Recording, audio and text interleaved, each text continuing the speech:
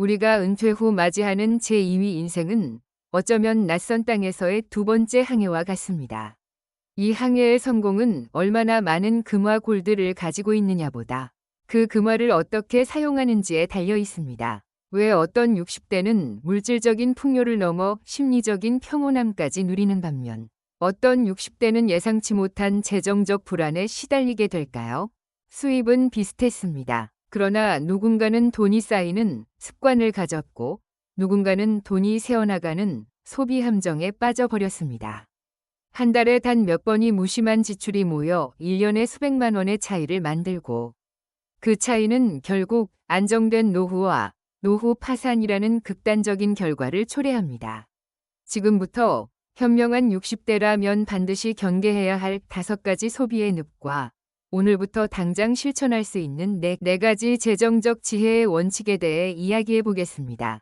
오늘 이 이야기가 끝날 무렵 여러분은 돈을 쓰는 행위가 곧 내 인생의 가치를 설계하는 일임을 깨닫게 될 것입니다. 노후를 무너뜨리는 5가지 소비의 함정. 노후 재정을 가장 빠르게 고갈시키는 첫 번째 함정은 바로 자녀에게 쓰는 돈입니다. 자식에게 주는 사랑은 숭고합니다. 아깝다는 생각 자체가 들지 않습니다. 그러나 무조건적인 지원이 자칫 당신의 재정적 경계를 무너뜨릴 수 있습니다. 60대가 된 부모님들은 종종 말합니다. 아직 내가 힘이 있을 때 도와줘야지. 혹은 이거라도 해줘야 마음이 편해. 하지만 여러분의 헌신이 반복될수록 자녀들은 그것을 감사함이 아닌 당연한 권리처럼 인식하게 될 수 있습니다. 사회심리학에서는 이를 상호성의 균형 파괴라 부릅니다. 한쪽이 일방적으로 퍼주기만 하면 관계는 사랑이 아닌 의무의 영역으로 변질됩니다. 가장 위험한 순간은 정작 부모에게 병원비나 생활비 등 진짜 도움이 필요한 때가 왔을 때입니다. 이미 부모의 희생을 당연하게 여긴 자녀에게서 기대했던 돌봄이나 감사가 아닌 무관심이나 심지어 짜증을 마주할 수도 있습니다. 기억하십시오. 노후의 재정은 한번 무너지면 회복하기 매우 어렵습니다. 자녀를 위한 최고의 사랑은 내가 건강하고 안정된 노후를 스스로 지켜내는 모습을 보여주는 것입니다. 나를 지키고도 남는 여유 안에서 나누는 것이 진정한 사랑이며 그것이 바로 현명한 부모가 지켜야 할 가장 중요한 재정적 경계입니다. 함정 2. 지금 아니면 손해라는 할인 마케팅의 덫. 두 번째 덫은 마트나 쇼핑몰에서 우리를 유혹하는 할인과 1+1 마케팅입니다. 오늘만 특가, 마지막 기회 같은 문구에 노출되면 우리는 이성적인 판단보다 손해 회피 심리가 발동합니다. 지금 안 사면 나만 바보가 될 것 같다. 는 감정이 뇌의 도파민을 자극해 충동적인 구매로 이어집니다. 하지만 필요하지 않은 물건을 싸게 사는 것은 소비가 아니라 낭비입니다. 당장의 싼 가격에 혹해서 2배로 사오거나 유통기한이 지나서 버려지는 물건들을 생각해 보십시오. 싸다고 샀던 수많은 물건들이 결국 돈과 함께 집안의 공간까지 잡아먹는 묶여버린 현금이 됩니다. 이것이 바로 판매자가 이득을 보고 소비자가 손해를 보는 마케팅의 본질입니다. 싸게 샀다는 기쁨은 계산대를 나서는 순간 사라지지만 쌓여가는 물건과 줄어든 통장 잔고는 오래도록 남습니다. 다음번 장바구니를 채울 때 스스로에게 이렇게 물어보십시오. 내가 지금 필요한 것을 사는 걸까? 아니면 사다는 이유만으로 담고 있는 걸까? 2, 3초간의 멈춤이 당신의 다음 달 카드 고지서를 완전히 바꿔놓을 수 있습니다. 함정 3. 잠깐만 더 일해서 불안을 잠재우려는 위험한 시도분. 세 번째 함정은 은퇴 후 몸이 버텨줄 때까지만 잠깐 일한다는 착각입니다. 퇴직 후의 불안감은 남들처럼 일자리를 찾아 나서게 만듭니다. 돈은 많을수록 좋다는 생각으로 건강을 무시하고 과도한 노동을 시작하는 경우가 많습니다. 하지만 60대 이후의 노동은 젊은 시절의 노동과 다릅니다. 우리 몸의 회복 탄력성은 이미 크게 떨어져 있습니다. 하루 6시간에서 8시간에 서 있는 일이 가져오는 수입은 월 몇십만 원에 불과할지 몰라도 그로 인해 허리나 무릎에 이상이 생겨 병원 치료비로 수백만 원을 지출하게 되는 경우가 허다합니다. 이는 행동경제학에서 말하는 수단의 착각과 같습니다. 돈을 벌기 위한 수단에 매몰되어 정작 가장 중요한 목표인 건강과 삶의 여유를 잃어버리는 것입니다. 노후의 노동은 벌기보다 잃지 않는 선을 지켜야 합니다. 당신의 몸이 하루 2시간의 산책과 4시간의 가벼운 활동을 감당할 수 있는 상태라면 이것이야말로 수천만 원의 가치를 지닌 건강 자산입니다. 불안을 노동으로 채우기 전에 먼저 건강한 몸으로 가볍게 산책하고 친구와 차 한잔하는 시간이 주는 돈보다 큰 가치를 인정해야 합니다. 함정 4. 남들 다 하니까에 끌려가는 취미 소비. 네 번째 함정은 취미 활동에도 숨어 있습니다. 노후에 시작하는 취미는 삶의 활력소가 되지만 그 기준이 내 마음이 아닌 남의 눈이 될 때 소비의 늪에 빠집니다. 친구 따라 시작한 값비싼 골프, 수백만 원짜리 명품 카메라, 혹은 최신 장비를 갖춰야만 할 것 같은 과시형 취미들. 처음의 설렘은 잠시, 곧 장비 구매 비용, 레슨비, 필드 비용 등 돈 먹는 하마가 되어 즐거움보다 경제적 부담과 체면 유지에 스트레스를 안겨줍니다. 이것은 진정한 취미가 아니라 외로움을 달래는 소비였던 셈입니다.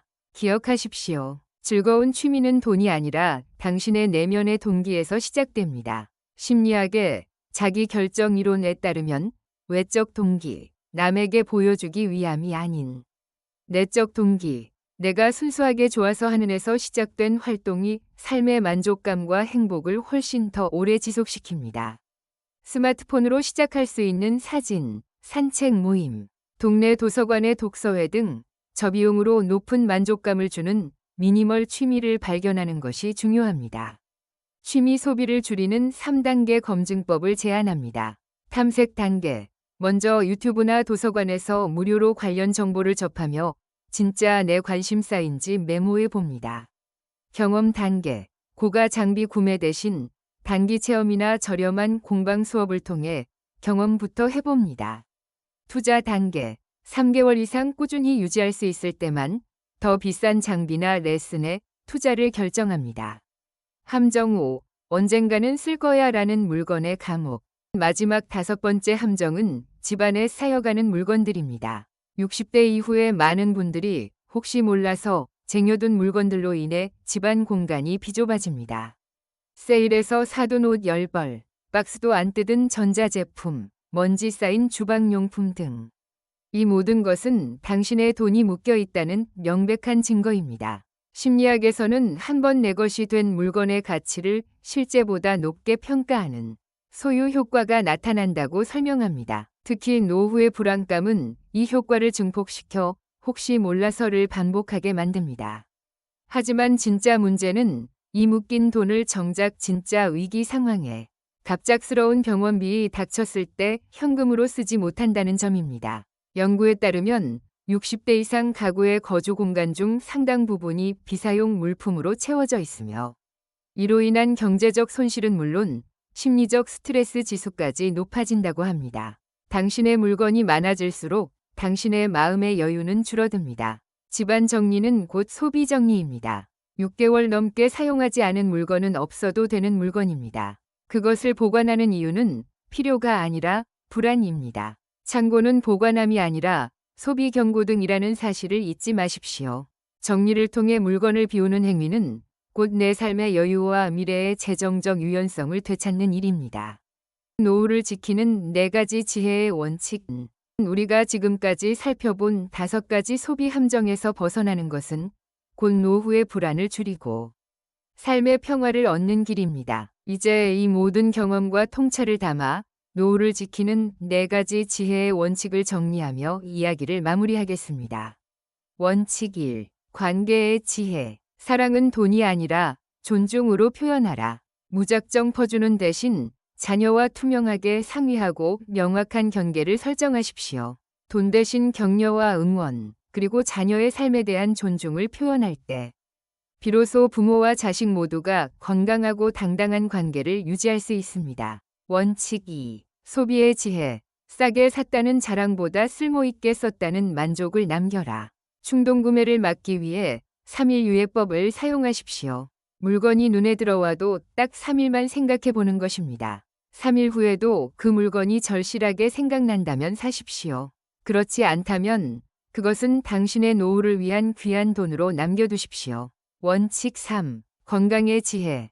건강은 가장 확실한 미래 투자임을 기억하라. 건강검진 비용, 운동 시간, 질 좋은 음식에 쓰는 돈은 소비가 아닙니다. 가장 확실하고 수익률 높은 투자입니다. 아픈 후의 병원비는 수천만 원이 들지만 예방에 쓰는 돈은 노후의 삶의 질을 극적으로 높여줍니다. 건강한 몸으로 가볍게 산책하는 시간 자체가 최고의 재테크입니다. 원칙 4. 환경의 지혜. 집안 정리는 곧 마음의 여유를 되찾는 일이다. 쓸모없는 물건을 버리는 것은 단순히 공간을 비우는 행위를 넘어 과거의 후회와 미래에 대한 불안을 비우는 감정 정리입니다. 정리를 통해 비워진 공간에 쌓여야 할 것은 물건이 아니라 바로 오늘을 가볍게 누릴 수 있는 마음의 여유입니다. 여러분, 돈은 많이 모으는 것도 중요하지만 어디에, 왜, 어떻게 쓰느냐가 당신의 노후를 결정짓는 핵심입니다. 오늘 이 4가지 소비 원칙을 습관처럼 지켜보십시오. 노후의 불안은 줄어들고 삶의 만족감은 분명히 올라갈 것입니다. 오늘 이 내용이 도움이 되셨다면 좋아요, 구독 부탁드립니다. 감사합니다.